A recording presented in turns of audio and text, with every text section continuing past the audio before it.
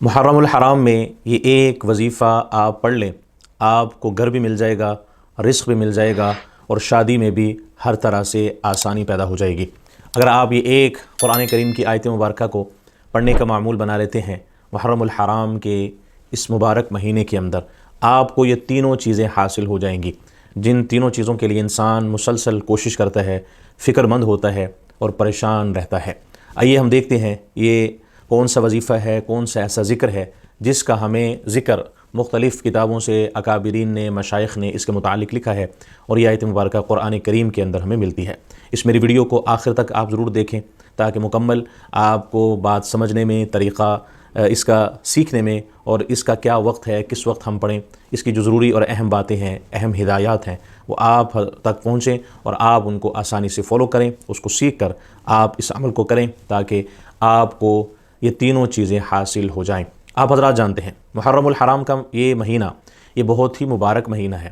اس کو ہم اگر یوں سمجھ لیں کہ اس مہینے کے اندر اللہ تعالیٰ کی قربت بندے کو خاص طور پر حاصل ہوتی ہے۔ جس طرح رمضان المبارک کا مہینہ ہے، اس کے اندر بھی اللہ تعالیٰ اپنے بندوں کو خاص طور پر انعامات عطا فرماتے ہیں، رزق کی بارش ہوتی ہے۔ اسی طرح رجب کا مہینہ ہے، شعبان المعظم کا مہینہ ہے، اسی طرح ربیع الاول کا مہینہ ہے، جس مہینے میں ہمارے پیارے آقا صلی اللہ علیہ وسلم دنیا میں تشریف لائے اور آپ سب کے لیے رحمت بن کر تشریف لائے۔ اسی طرح کچھ مہینوں کے اندر خصوصیات ہوتی ہیں، پس منظر ہوتے ہیں، پیش منظر ہوتے ہیں، بہت سارے حوالے ہوتے ہیں۔ تو یہ مہینہ بھی اپنے اندر بہت سارے حوالے رکھتا ہے۔ یہ محرم الحرام کا مہینہ، میں یہاں پر تھوڑی سی اس کی تمہید عرض کرتا چلوں، یہ تب سے بڑا مبارک اور محرم مہینہ ہے، یعنی حرمت والا ہے، جب یہ کربلا کا واقعہ پیش آیا اس سے پہلے بھی اس محرم الحرام کے مہینے کو حرمت والا سمجھا جاتا تھا۔ یعنی یہ جب سے دنیا قائم ہوئی ہے تب سے ہی یہ مہینہ حرمت والا ہے۔ اس مہینے میں بہت سارے واقعات پیش آئے۔ حضرت نوح علیہ السلام کی جو کشتی کا واقعہ ہے وہ بھی اس مہینے کے اندر ہوا، لکھا گیا ہے۔ حضرت ایوب علیہ السلام کو بیماری سے جب شفا ملی وہ بھی یہی مہینہ تھا محرم الحرام کا۔ حضرت یونس علیہ السلام مچھلی کے پیٹ سے باہر نکلے، وہ بھی محرم الحرام کا مہینہ تھا۔ ابراہیم علیہ السلام آگ کے اندر گئے، پھر آگ سے باہر نکلے، محرم الحرام کا مہینہ تھا۔ اس طرح بہت ساری نسبتیں اس مہینے کے ساتھ ہمیں ملتی ہیں، بہت ساری نسبتیں منسلک ہیں۔ تو آئیے ہم چلتے ہیں اپنے وظیفے کی طرف۔ سب سے پہلے آپ سے میں یہ ریکویسٹ کروں گا، آپ کمنٹ میں ایک مرتبہ اللہ لکھیں تاکہ اللہ کی مدد اور نصرت ہمارے ہر کام میں شامل ہو جائے اور ہمارا ہر کام اللہ تعالیٰ کے فضل و کرم سے آسان ہو جائے۔ شرکی حرکات سے بچیں، تعویذ گنڈوں سے بچیں اور غیر شرعی طریقوں سے اپنے آپ کو بچا کر قرآن و حدیث کی روشنی سے آپ اپنے مسائل کا حل پائیں۔ الحمدللہ وکفی وسلام علی عبادہ الذین اصطفی، اما بعد۔ ہمارے چینل کو آپ سبسکرائب بھی کر دیجئے تاکہ مزید ویڈیوز بھی آپ تک پہنچتے رہیں، آپ اپنے مسائل کا حل پاتے رہیں۔ میں یہاں پر چند ضروری اور اہم باتیں سب سے پہلے عرض کرتا چلوں جو اس مہینے کی مناسبت سے ہیں، اور یہ مہینہ کیسے دعائیں اور استغفار کرنے کا مہینہ ہے، کس طرح ہم نے اللہ سے مانگنا ہے، یہ وظیفہ کس طرح کرنا ہے، مکمل اس کی تفصیل میں آپ کے ساتھ شیئر کرتا چلوں، پھر اس وظیفے کا بھی آپ کے ساتھ ذکر کرتا ہوں۔ آپ میری اسپیچ کو، اس میری ویڈیو کو آپ دیکھتے رہیں اور آپ اس کو مکمل توجہ کے ساتھ سماعت فرمائیں۔ محرم الحرام آپ حضرات جانتے ہیں اسلامی سال کا یہ پہلا اور نہایت بابرکت مہینہ ہے، جسے قرآن و سنت میں حرمت والا مہینہ قرار دیا گیا ہے۔ یہ وہ وقت ہے جس میں نیکیوں کا اجر بڑھا دیا جاتا ہے اور گناہوں سے بچنے کی خاص تاکید کی گئی ہے۔ اسی مہینے میں دعا، استغفار اور اللہ کی طرف رجوع کرنا بندے کے لیے رحمتوں کے دروازے کھول دیتا ہے۔ بہت سے لوگ اس مبارک مہینے میں اپنی زندگی کی بڑی حاجات جیسے شادی، رزق میں برکت اور کامیابی کے لیے خصوصی دعاؤں کی تلاش میں رہتے ہیں۔ اسلام ہمیں سکھاتا ہے ہر حاجت کا اصل حل اللہ سے تعلق مضبوط کرنا ہے۔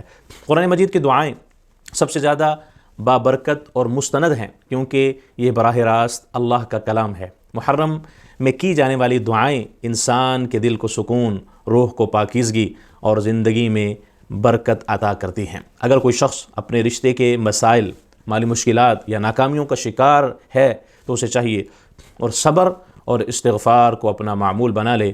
اللہ تعالیٰ نے یہ وعدہ فرمایا ہے کہ اللہ تعالیٰ کا وعدہ ہے کہ وہ استغفار کرنے والوں کو رزق اور اولاد سے نوازتا ہے۔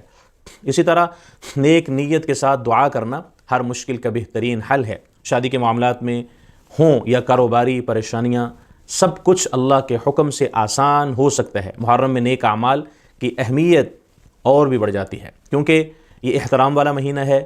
اس مہینے میں قرآن کی تلاوت، درود پاک اور دعا کی کثرت بہت فائدہ دیتی ہے۔ کامیابی صرف دنیاوی محنت سے نہیں بلکہ اللہ کی مدد سے حاصل ہوتی ہے۔ رزق کی تنگی ہو یا رشتوں کی بندش ہو، اللہ ہر چیز پر قادر ہے۔